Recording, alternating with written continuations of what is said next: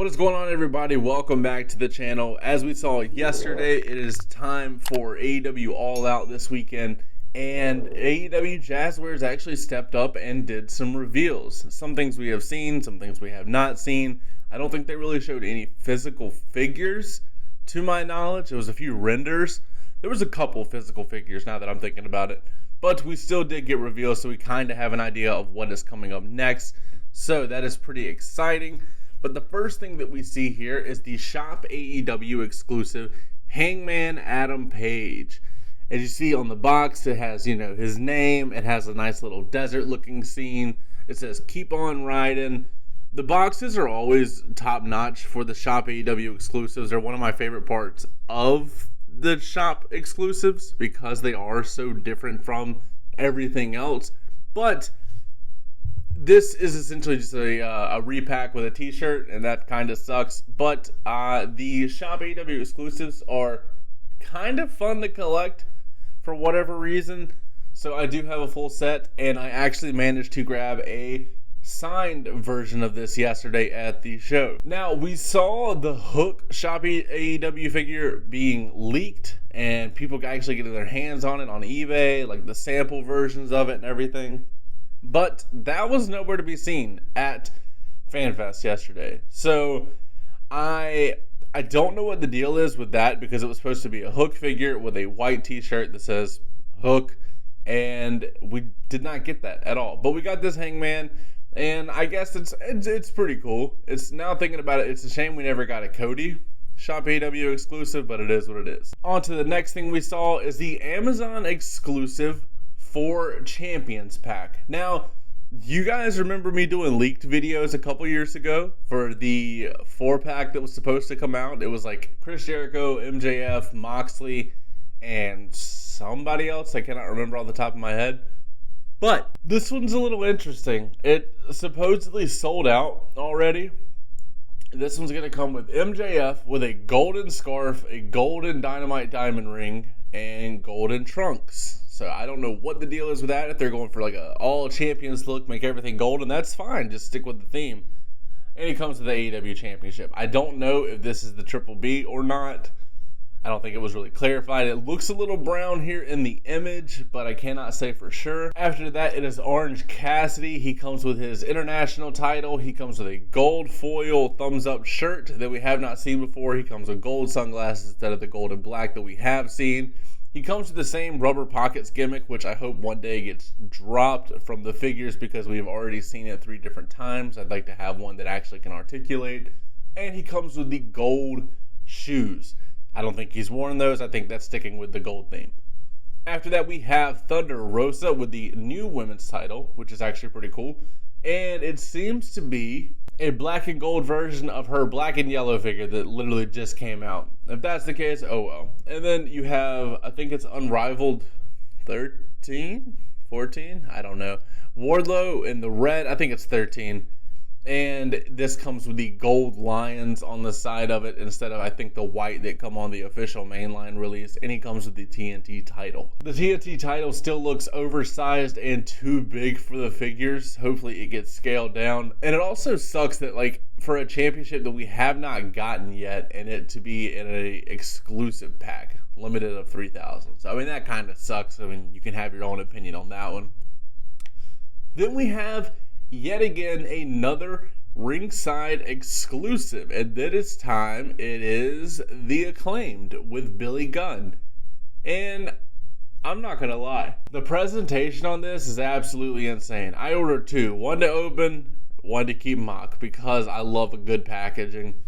As you see, it says the Acclaimed. It's shaped like a boombox. Let's get into the official pictures. When you close up, that's a little close window right there. When you close it up, this is what it looks like on your shelf. That's pretty cool.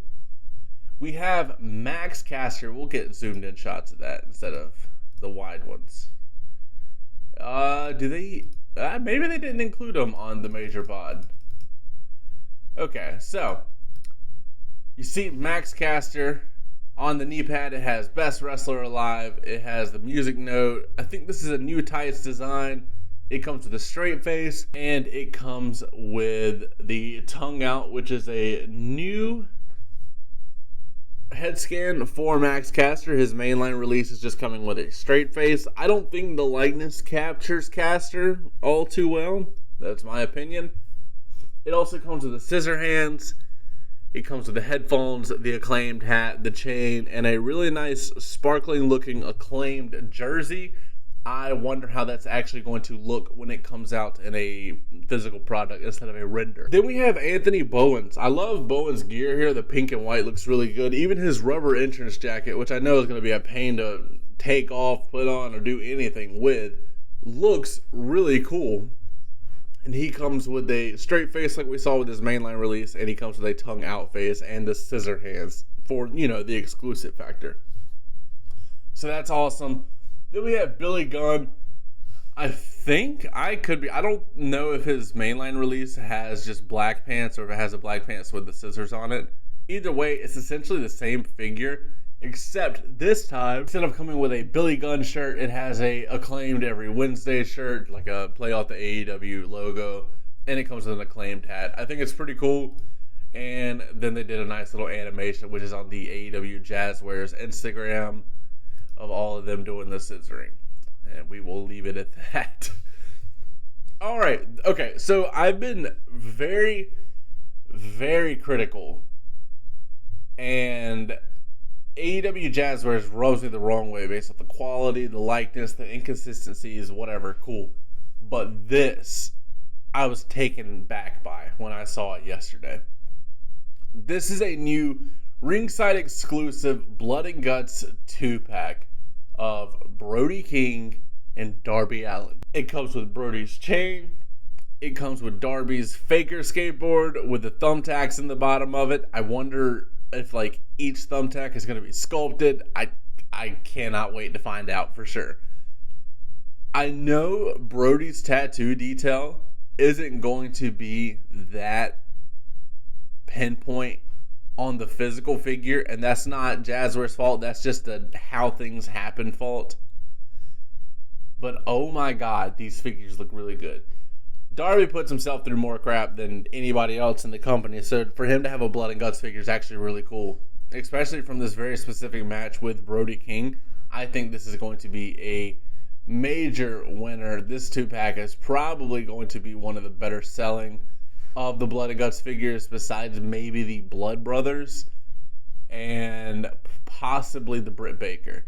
This is definitely top 3 in my honest opinion, and I am excited for it. I just completely drew a blank. I forgot about the Kenny Omega and Jon Moxley Blood and Guts 2-pack and the CM Punk MJF 2-pack. Either way, this one is still up there. The 2-packs are always a win because you can set the scene for an actual match, and people like MBG, Figure Kingdom, Dark Reign, all those types of people can actually take some really good figures or photos of these figures and make it look cohesive, and it's going to be really cool. Just so many nice little details on these figures, and that's a new Darby head scan, which I think we see in one of the upcoming Unrivaled sets, if I'm not mistaken. Then we have Unmatched Series 8 finally up for pre-order. We have Ring of Honor CM Punk in the yellow tights. We have Penta Oscuro. We have suited Malachi Black, which I'm really excited for. Brody King and Buddy Matthews. As you see with the Brody King there, that is what I was saying as far as the tattoos aren't going to be 100% just because that's just how things go in the toy making business.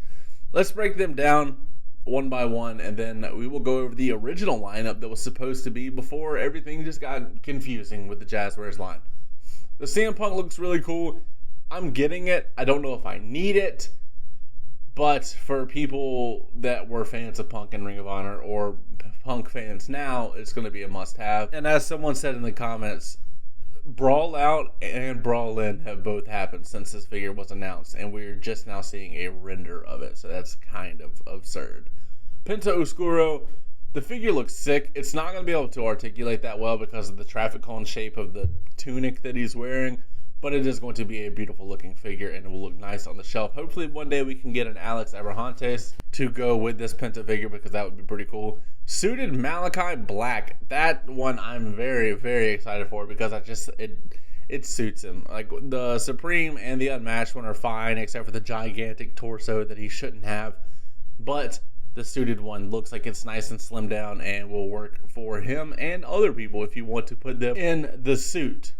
Brody King, as you know, sadly the tattoos just aren't going to always transfer over, but it's still a sick looking figure. We get the mask, we get the vest, we get the cloak, we get the chain. Everything about this is just pretty cool. I cannot wait to see his actual head scan. This appears to be a physical figure shot, so I'm excited. Buddy Matthews, same thing. I'm still pleased with his WWE Elite, but that's just me. And it's the face paint, the antlers, the cloak, the vest, everything about that is cool. Now, for Unmatched Series 8, this is the third iteration of this set. This set only has 5 figures in it now. At one point, it was also supposed to include... Well, at one point, it was supposed to be Arn Anderson, the House of Black, all 3 of them with Malachi in the suit, Alex Reynolds, and Abaddon. So Punk and Penta weren't even a thought at that point. Then it changed once again to Hangman, Luminaries Punk, which we have, Penta Oscuro, which we have, the 3 House of Black, we have those, and Abaddon. And now it appears that Abaddon has just been dropped from the line entirely. It's not going to be the way the bunny was, because they would have already announced that, and I think the whole way the bunny is being handled with that line of unrivaled figures is absolutely stupid. We now have no idea what's happening with that Hangman and that Abaddon figure, but I think that is everything that was revealed yesterday. I'm pretty sure it was. And I'd like to know what you guys actually think about the lineups and what you will be pre-ordering. For me, it is this Brody King and Darby Allen. I've already pre-ordered everything else because reviews. But this is the one thing that has not went up for pre-order yet.